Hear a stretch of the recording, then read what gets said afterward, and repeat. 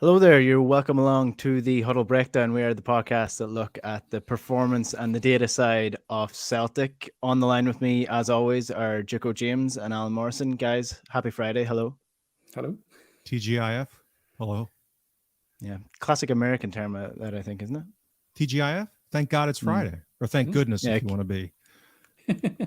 Maybe it is. I don't know. We anglicize it. Change one of the words. Yeah, there's a terrible restaurant that was themed after that in the U.S. Yeah. I think it even found its way overseas. So thankfully, thankfully that's I think. Thanks for that. Yeah, we've exported all kinds of horrible things. Yeah. War mostly, but let's look into that. That's true. Fair enough. Yeah. That's a podcast for a different day, I think. But, sorry, got a bit off piece there. We are in the aftermath of a Celtic win in the Europa League, 3-2 against Real Betis on the final day of the Europa League group stages. Celtic finished in third, 9 points. I mean, it's really disappointing to be going out of the Europa League on 9 points, especially if you consider the strength of the group. But hey ho, that is the situation Celtic find themselves in. 11 changes to the side last night. Bain, Urgide, Beaton, Welsh, Scales, Sorrow, McCarthy, Abada, Shaw, Montgomery, Ayeti. That was the starting lineup against Real Betis last night. It was a crazy game, like an absolutely farcical game in many ways. But the main talking point that we just have to start with is the talking point that everyone's been discussing online, and that is the injury to Kyogo Furuhashi, who was taken on as a sub for Albion Ajeti, who also got injured. And then he himself had to come off injured with a hamstring injury.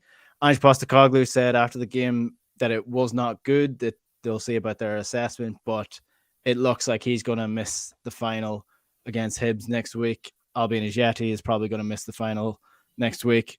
Jota is probably going to miss the final next week. And Giakoumakis is probably going to be out for the final as well. So it's not a lot of options when you're looking at Celtic's front three. This was a meaningless game, James. It was Celtic were going out either way. It didn't matter if they won. Kyogo has played an extortionate amount of minutes this year. It wasn't a smart decision from Ange to bring him on the pitch. We talked about it on the Axom show on Sunday about how we'd prefer to address this game and basically wrap up the vital players in cotton wool and protect them, because it from a risk reward perspective, it just didn't make much sense. And I think particularly given the number of minutes that some of these guys have played, there's pretty clearly something going on. I mean, again, I'm a pattern recognition guy. It's what I do for my day job, so to speak. And the pattern here is obvious. I mean, we've had a onslaught of soft tissue injuries for months now. And that's kind of classic. And it's a fatigue and overuse kind of injury. Again, I'm not a doctor or a sports scientist, but I don't think that takes some advanced degree to understand for fat middle-aged guys like me. When you get a little bit of overuse, which happens real quickly, it's pretty easy to pull muscles. And so, yeah, I don't get the calculation. I don't understand it. I get the simpleton argument, which is, well, we only had one striker on the bench, but that I don't think that's good enough. I've been a huge supporter of Ange really since the moment that he was announced as the hire. As soon as I did any kind of homework on looking into his background and kind of what he's all about and his track record of success, but this one I just can't defend. I don't think it's it could have a really rough impact depending on how long he's out for. And that's the other issue with these injuries, is you just don't know. Jota's looked like it was kind of mild. When a muscle industry like this happens and it goes, could be 2 weeks, could be 6 weeks, could be 12 weeks. Depending on what grade of stretch it is. Is it a tear? All these things. So it's just so needless. Before we went live, I said obviously different animals, but from a pure risk reward perspective, this is in the neighborhood of going to Dubai. That's how, in my view, how dumb this decision was. So it's hard to defend that level of just skewed taking risk that's unnecessary. And what's the payoff? I mean, we made some money, so that's good. You know, the club made some money. But relative to what could be at stake, I don't understand it. Yeah, there's a lot of ways to look at this. I'll hold my opinion on the broader aspect of it for just a sec, but anybody who's done a hamstring injury will tell you coming back from a hamstring injury is no straightforward matter. You could be feeling right as rain 6 weeks after it, and then suddenly the twinge just happens again and you're gone.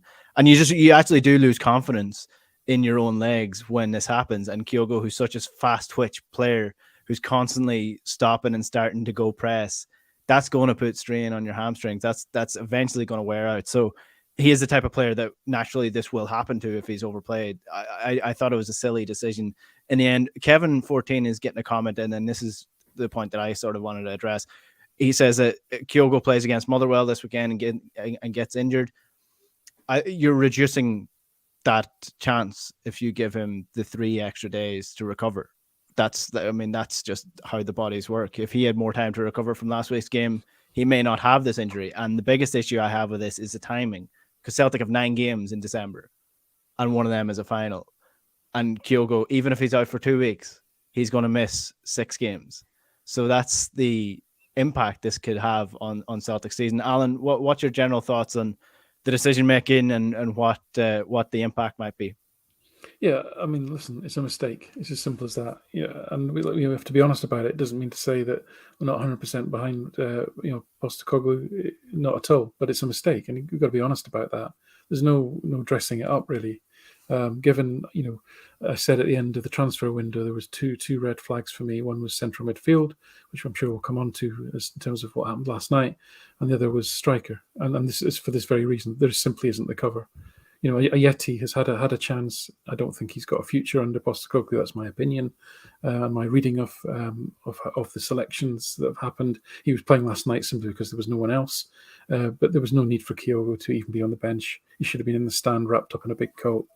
If you look at, as James talked about patterns, right? So he's come off of nearly 3/4 of a season in Japan. Right, he never played more than 75 minutes for Celtic until the game in Alkmaar, which was a pretty stressful game. Celtic, clung on to only lose 2-1 and make it through to the group stages. He played 86 minutes, and then 3 days later he played the full 90 minutes at Ibrox, which is the only 90 minutes he played for Celtic at that time. He then went on international duty and got injured, and we didn't see him again for a month. Okay. He then did not play 90 minutes. He actually played 90 minutes for Celtic, in the game at Pittodrie. But then that was his only 90 minutes until the game against Hearts on the 2nd of December. He then played another 90 minutes 3 days later against Dundee United. Okay, and now he's injured again. So that's very simplistic. But I would have hoped that Celtic would be monitoring things like that and the impact that has on his body, and therefore what are the physiological triggers that might be there. Is he being overused? Because like you say, nobody sprints around the pitch as much as he does. He is literally doing intervals for 86 minutes. He's doing intervals. If you know, people that don't run, but jog, sprint. I mean, that's why football's so demanding. Footballers aren't very good at running like 10Ks and marathons, but they're very good over short distances, etc. Because that's how they train. And he's an extreme version of that. So listen, it's an absolutely dumb call. There was no need to do it, and we're just going to have to live with the consequences of it. What I will say is, to be a bit more upbeat, is one of the main benefits, or one of the main sort of positives that came out of last night, was the sense that Postecoglou's philosophy, structure, way of playing more than compensated for the sum of the parts. Because that team that played last night, I will venture some of those players, that will be the highlight of their Celtic career. Okay? Yeah. Some of them may not even play for Celtic again. Right? Ayeti being one of them. And for them, that team to put in that performance against that caliber of opposition suggests to me not that you can just throw anyone in and we'll win the cup, but it does suggest to me that process and system over personnel is our main hope for the next few weeks. Yeah, as a strength. I know Betis made changes as well, but to consider the fact that different magnitude. Liam Scales started his first European game, for Celtic against this level of opposition.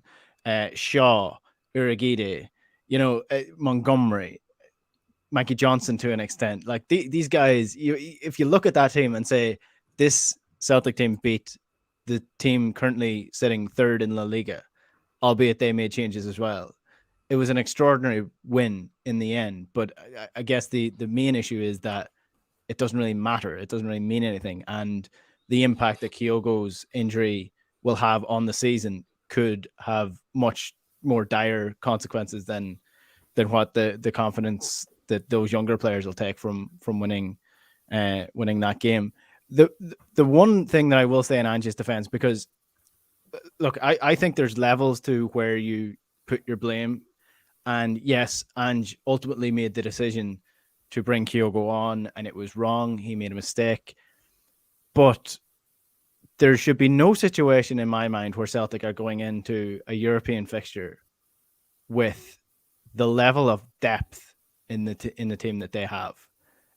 He should never have had to be forced in. I'm not saying he was forced, but in a way, he actually was forced to make that change because he had his sub striker on, and the only person that he had on that bench that he felt that he could take onto the pitch was the striker that has played the most for Celtic this year.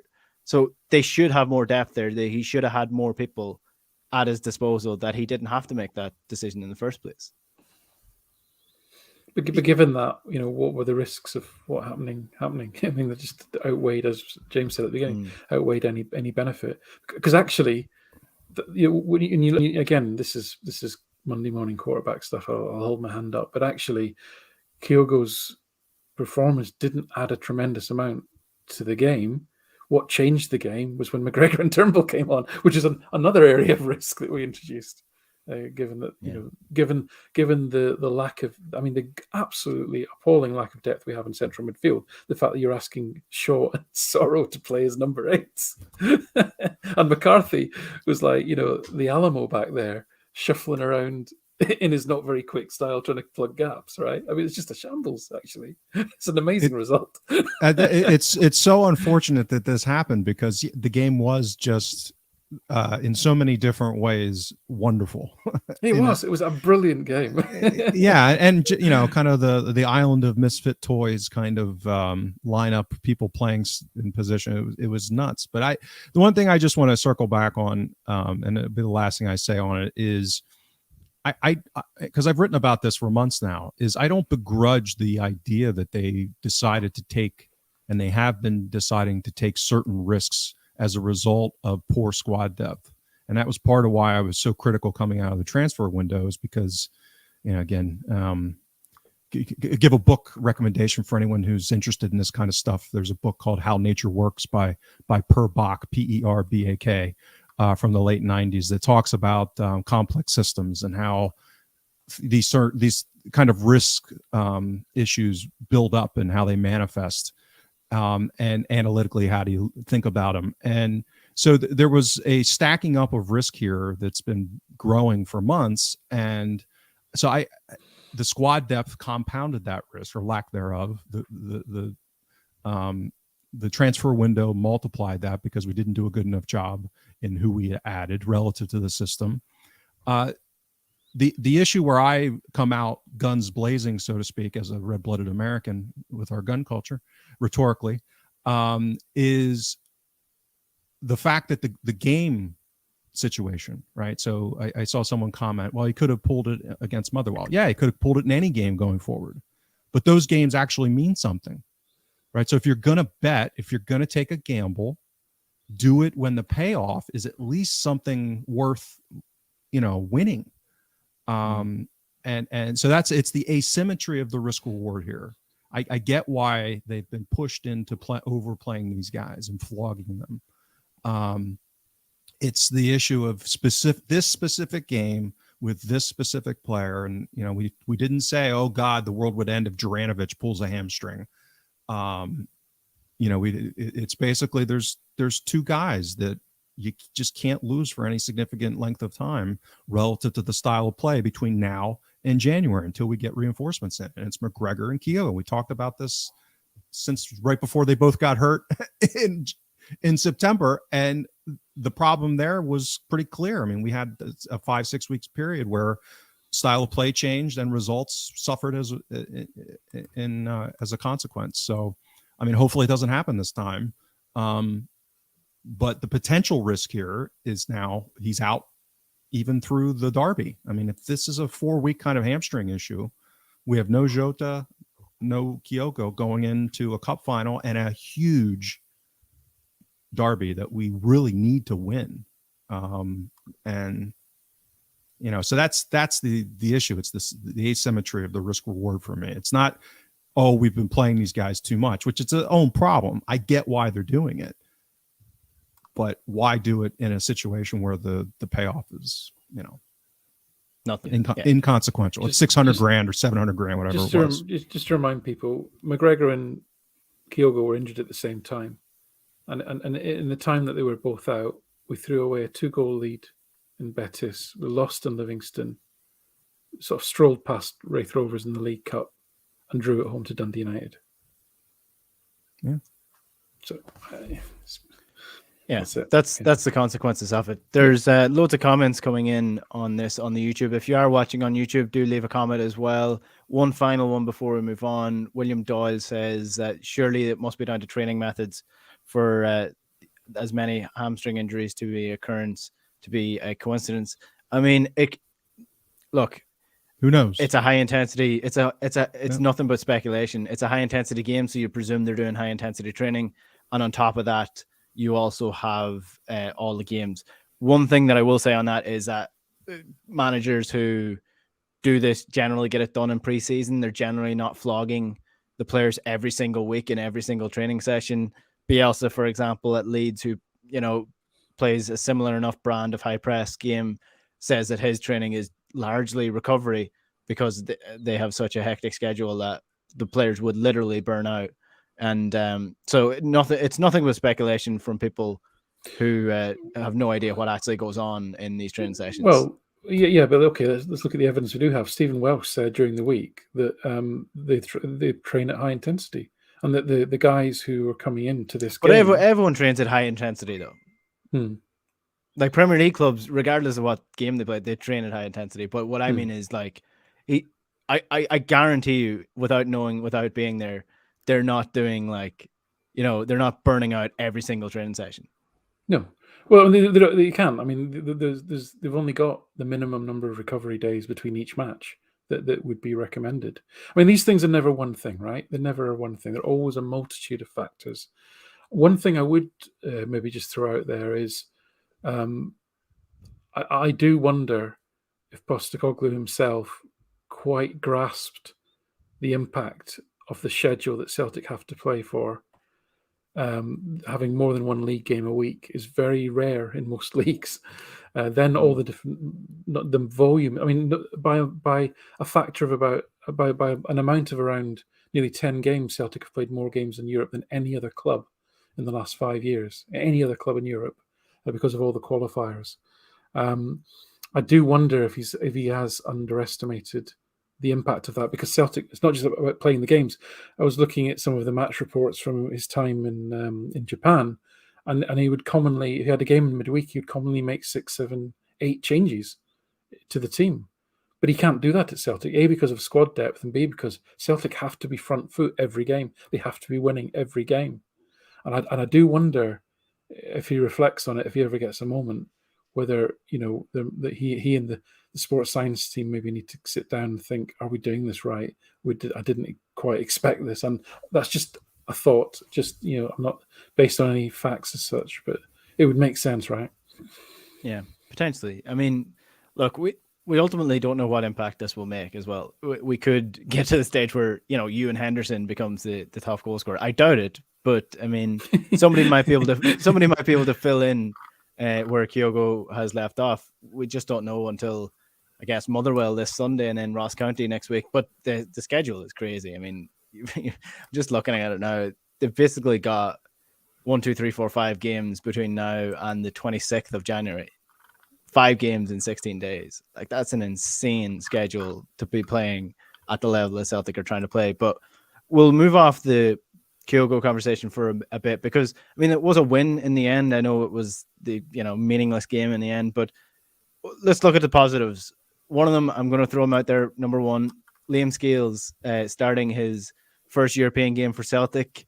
I thought he was really good. He looked very composed on the ball. Starting attacks, getting involved in the play. Didn't look like he was any slower than anyone else on the pitch, which is always a good sign, I think. What were your general thoughts here, Alan or James, whichever one of you want to go first? Defensively was always where you're going to be watching him, so I'll let you take the defensive performance first. Go on, James. Well, I'll offer some I was watching a good portion. I had a prior important obligation that I couldn't reschedule, so I was watching on my phone most of the game, and having to kind of manage what environment I was in. So my level of attention to detail was not what it normally would be. So I'll give you some objectives issues. So. And I don't think I've mentioned this too much, but I've been diving into this new StatsBomb metric called OBV, and it's kind of it's a value oriented metric. So it's not it's really trying to take what every action is in a game and assign a value relative to the chances of scoring a goal or preventing the opposition from scoring a goal. So every event, whether it's a pass, it's a tackle, it's a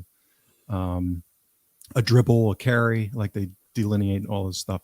So I've started tracking this not only in individual games, but at the team level, but also at the player level and benchmarking. So just by that metric alone, Scales was in the 30th percentile of fullbacks on the day, right? So he was kind of in the bottom third of all the fullbacks of the 32 teams that played. So that's an objective measure, again, as far as the value that he contributed. He was, for example, only accurate on half of his forward passes, which when I did the analysis of him in Ireland, that was a red flag, meaning that I was hoping to see him being kind of like an elite Republic of Ireland league passer, to think that it might translate better to Celtic. He won he won less than half of his duels.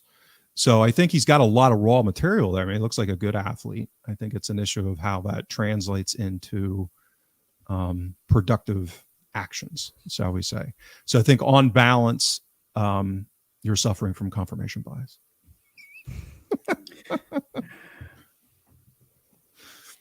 Alan, do you want to hop in on it? Yeah, so I've got the same, I guess, as the OptaFotMob data as James has got on that one, so I'm not going to repeat it. But what I will say is he did try, I think 20 of the 43 passes he attempted were in the opposition half, which, given the context of the game, I think it tells you more about the style of the team, probably more than it does about skills as an individual. But again, it shows both him and to a larger extent Urhoghide on the other side, because Urhoghide's a centre back, right? And he was asked to play an attacking fullback role. So this is where we are, right? As we keep saying. So, and he's not even left back, like originally a centre back. Yeah, exactly. I don't think Scales, as we've said, Scales was of the four players in the back. I would suggest only Welsh was playing a role that he was truly comfortable with. So, yeah, that's where we are, right? The other factor to add on to what James has said is, and whilst he has that air of he's nice and upright, he looks physically strong, he's composed, he doesn't look like he's flappable. He's going to panic, and his body shape is good on receipt of the ball. All those little things that I like. The only other thing I'll say is that he tired really badly. Yeah, I don't know when the last time was he played 90 minutes, but obviously he hasn't played anything near 90 minutes for Celtic. There is no reserve team, so he's literally been training. 70 minutes, he was pretty much gone. He was really struggling. And Joaquin, who's 40 years old, had the run of that right wing for the last 30 minutes with time added on. For the last 30 minutes, Joaquin had pretty much free license down that wing. Their second goal came from that position. Johnston was trying to cover all that side really on his own. So that's just a fitness and conditioning thing. And the guy hasn't been played, right? So he's not going to be in top form in that regard. I don't have enough data on him to tell you about his defensive performances as yet. So yeah, a long way to go, I would suggest. A lot of work, but he's getting there. He's getting there. Well, I'm sure he will. I'll make you feel better. And Iragidi was in the 5th percentile, so he was better than Iragidi. Well, that's what I was just going to bring up. So Iragidi was playing on the right hand side. I mean, he's an athlete. You have to give him that. I mean, some of the tracking runs that he was making up about 5-10 yards on the player that was ahead of him. Granted, he was tracking those players because he probably gave the ball away. But what was your general thoughts on the Iragidi performance then, James? I thought he had his pluses and minuses. Yeah, again, this goes back to Alan's comment initially, which is the importance of the system and the structure, where even with some individual players having challenging games, and in fairness to Iragidi, again, he hasn't played at all. He's going up against a legit European level opponent, even though they were rotating a lot of their players, still very high quality. And he's being asked to play a position in a role that's just, again, he was a right center back at Wednesday, basically playing hoofball. I mean, that's a lot of long passes and just, get it out kind of style of play. So for him to kind of be thrown into this kind of system, playing right back, I'm not surprised given those circumstances and variables that he would have a tough night. So I think he had a tough night, and I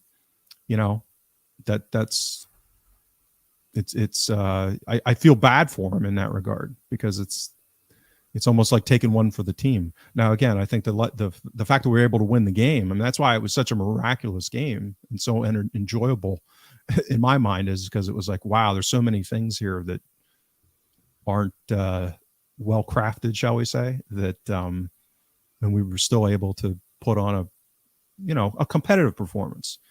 We didn't get blown off the field, which was given the selection and the level of players and the amount of time that they've spent. The fact that we weren't, I think, is a huge credit to everybody involved. Yeah. I know, like it was a mad win. Like it's such a weird situation where the game meant nothing, but it was such an entertaining game, and you were really enthralled by it as well. So I don't know. I thought Iragidi, he's probably not at the level needed so far. May never get to the level, but he did have a couple of good runs in the second half that exposed the Betis side as well. Alan, I know you want to talk about the midfield, but can we just touch on Mikey Johnston before we get to that? Because I mean, again, we're seeing another guy who is putting in the shift, doing some really good things, and then doing some really, really poor things as well. I can't decide whether it's down to lack of quality, lack of game time, or just unluckiness. I don't know if you can call it unluckiness, just bad decision making when it comes to his final pass or his final shot. Yeah, decision making, I would venture, is not it's nothing to do with luck, right? Yeah, and it's something which is probably hardwired from quite an early age, probably about 11, 12 years old, as I understand it, that sort of cognitive ability. And although you can retrain yourself, it's a lot harder. So in terms of looking at potential of kids, if you're around that age and your decision making skills on the pitch are generally very good, and all other things being equal, maybe you don't have the physical or the attributes necessarily.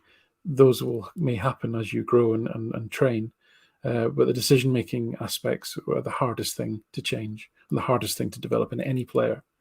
And if you don't got it, unless you've got an amazing ability to reprogram your brain as an adult, then you're going to make some marginal gains potentially, but it's not going to be you're not going to fundamentally turn into a great decision maker. And Mikey Johnston doesn't seem to me to be a very good decision maker. No. So far, I generally agree. That's my big concern. I think yesterday specifically, again, if we just look at yesterday specifically, I think it's another example of confirmation bias, meaning that that his 35 minutes yesterday is not the hill to die on as far as Mikey Johnston's not playing well. So again, he was directly involved in the counter pressing that resulted in winning back possession. He beats a man one-on-one and then puts a great cross that leads to the goal. I mean, that alone that sequence was hugely valuable in the team being able to win the game. Things like he had, depending on who, which vendor, you're talking about a number of dribbles in the amount of time that he played that was similar to Jota. When Jota's had really good games, like 10, 12, 14 kind of events where he takes on and beats a man or tries to beat a man. I mean, Johnston did that over his 35 minutes, including on that big play. So yeah, I think he was fine yesterday. I mean, I agree with Alan. Like longer term, when you break down where he tends to, the confirmation bias is he really flubbed up that late, pass.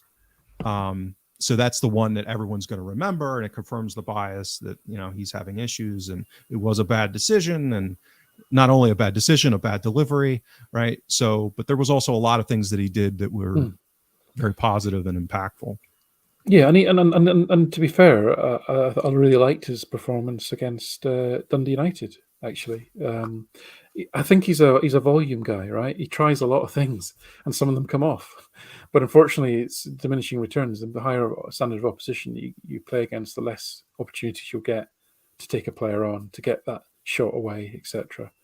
I don't completely discount the guy. In fact, he's such a difficult player to analyze because you never get a run of games more than about 4 or 5 to assess performance against. If I were to go back and compare his performances with the last time he had a run in the team, I'd have to go back like a season and a half or something. You know what I mean? It's really hard when he was 21, a year younger. It's really hard to form a definitive view, but I probably should try. But then I'd be comparing Mikey Johnston at 19 with Mikey Johnston at 22. And, is that, you know what I mean? It's like, do you draw a conclusion from that? Or are we just adding numbers up to make them a proper sample size? Because that's what it would feel like. I worry about for him, meaning that kind of within the general view amongst the support is even if he ends up coming good, he's kind of got the same start or similar start, I should say, to James Forrest, which is, young guy who gets hurt a lot, who's a little bit inconsistent or a lot inconsistent at times. And Forrest has still got that albatross put around his neck where you've got a segment of the support that just relentlessly are critical of him anytime he's not, top notch. And that's with someone who put in like a consecutive 4-season stretch there of elite winger play at just a really, really top level. And he couldn't even overcome some of those initial biases that were put up against him. So, I worry that could be the same kind of thing that ends up with Johnston, even if he does really start to blossom and kind of grow in and improve his decision making and all these other things. Yeah, I'm holding my hand up. I'm willing to test my Johnston biases and be proven wrong, and I'd be happily proven wrong. It's just so difficult to do it. I have the same ones. Agreed. 100% agree. Yeah. Yep. I gotta say, I think you're doing James Forrest dirty there. I think he's a much better player than what Mikey Johnston is, and or was like when he was coming through. 22, like James Forrest was outstanding when he was younger, and he went on to people in hindsight. James Forrest will be judged very, very in a very good way, as opposed to the way that he's currently judged, because people will just look at what he achieved and the numbers and the goals that he scored in the competitions. There was a year where he scored a goal in the last 16 quarterfinal, semi-final, and final in one of the Celtic. I can't remember what year it was, but he's had an incredible career for Celtic. But that's an aside note.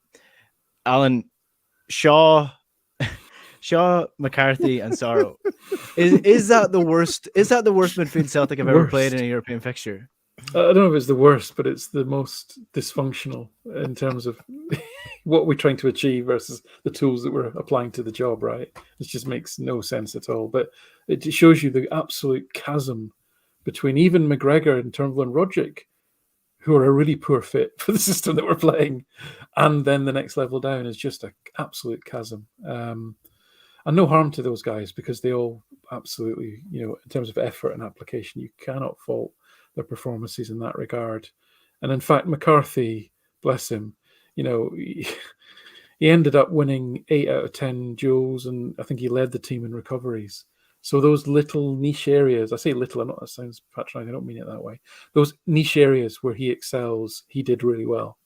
But that isn't the job description. The job spec says you need to do these things, and McCarthy can do these things really well. Okay, with Sorrow, he just draws too much attention to himself with referees. He just doesn't have the game intelligence to control his physicality, and we didn't see any of his great vertical passing, which he is really good at. We didn't see any of it, I don't think, last night, and maybe that's just because he was asked to play that little bit more forward, and just that playing 5 yards further forward just took that part of his game away. And in any respect, I do file him under Ayeti as someone who I think Postecoglou's already decided has no part of his revolution, unfortunately. Liam Shaw is a really interesting one. So again, I go back to, as people know, live in Sheffield. So the two boys came from Sheffield, from Wednesday. And although I tend to frequent the other side of the city when I go to football, still know plenty of Wednesday fans. Urugidi was the one they were really gutted about losing. They see a lot of potential in him. He was recognised as being very raw, which I think we can see at this level. Shaw, they were really kind of unsure about what he actually is. And he was thrown into a really struggling team at Wednesday. And he was asked to he played left back, he played centre back, he played midfield, he played 6. And they don't know what he is. The one constant about his play is he's all action, and he's very physical. And he is a red card waiting to happen. I think he got 2 in about 19 games for Wednesday. And as soon as he got booked, I was thinking, oh God. Because at one point, both Sorrow and Shaw were on yellow cards. And I was just thinking, this is not good. Shaw at least didn't attract attention to himself like Sorrow does in the referee's mind. But again, I don't know defensively. Shaw, he won 8 out of 11 duels, which is pretty good. He's a big, strong, physical guy. He was successful with 3 out of 3 dribbles. And actually 18 of his 20 passes were in the opposition third. So I think these are all real positives for him, to be fair to the kid. What I can't comment on until I watch it back and study it properly is his defensive positioning, his recoveries, etc. The things I just don't compute when I'm watching the game in real time. But based on those numbers, he did a pretty good job of an all action player. But what, again, you're not going to get out of any of those 3 was any semblance of a final third threat. And it was very telling that really all Celtic's chances other than the goal came after McGregor and Turnbull came on, right? It's as simple as that.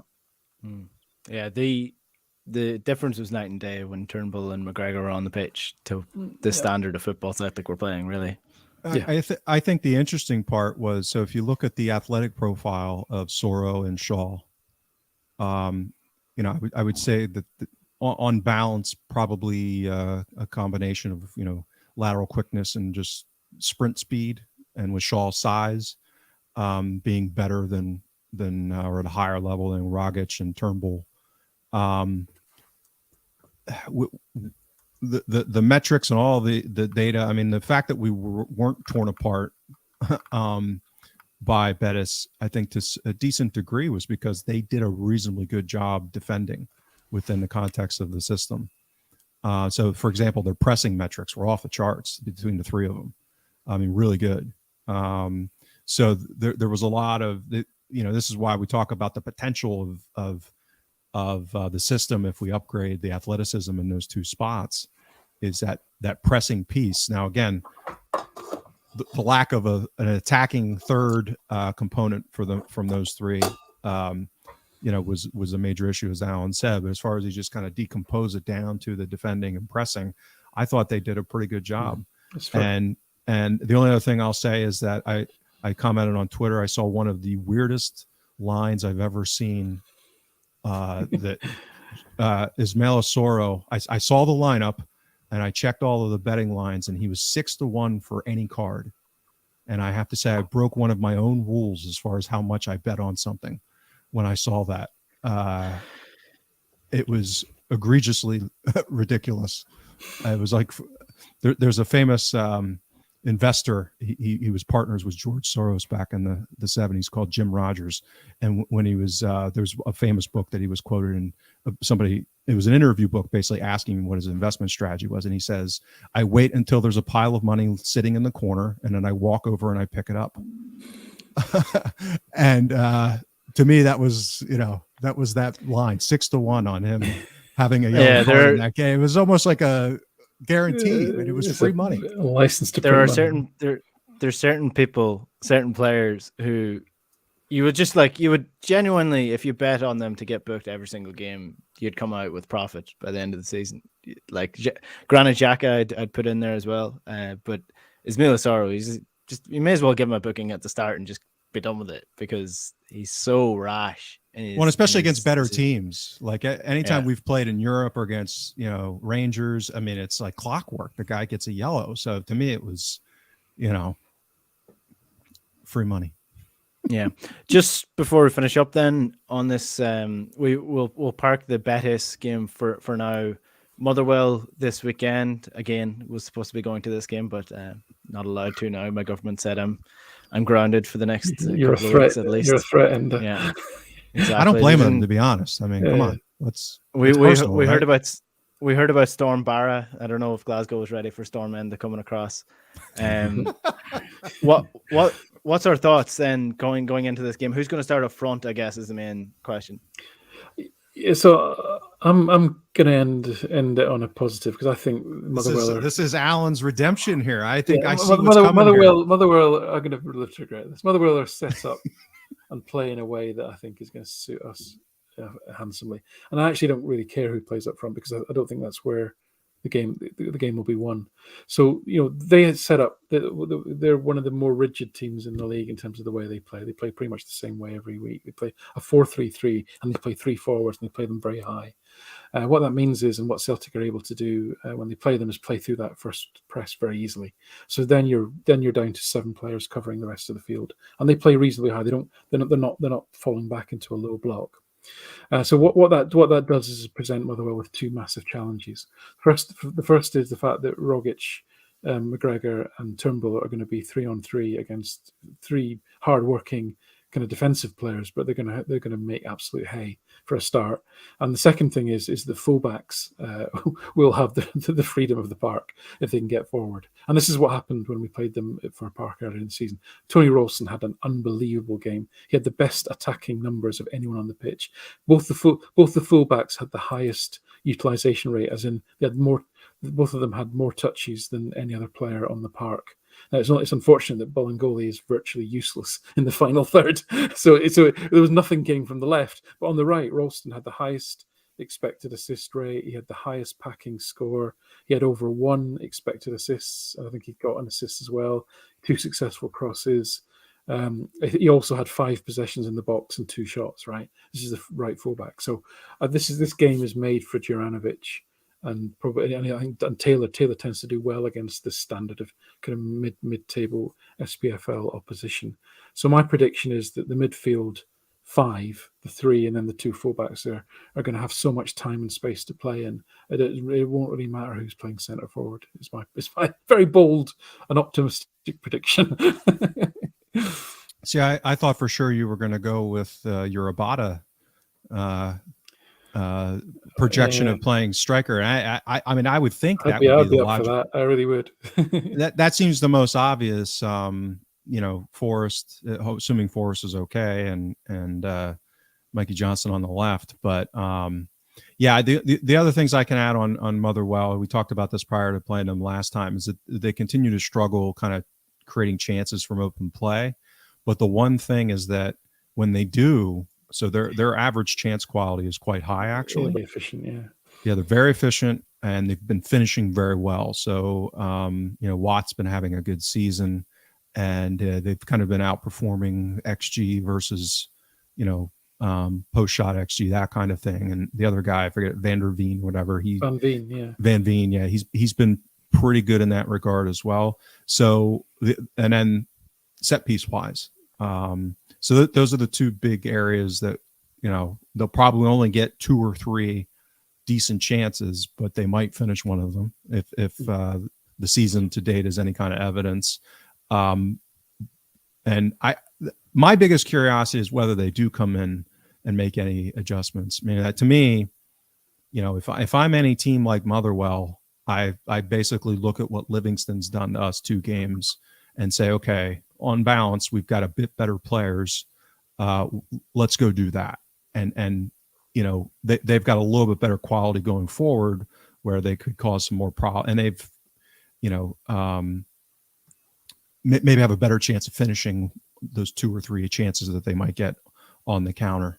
So I will they play the way that they've played? I suspect Alan's probably right. I mean, they've been fairly rigid in that regard, but I'll be interested to see if they do tweak a little bit and just sit back a little more to close that space between those front 3 and the middle 3.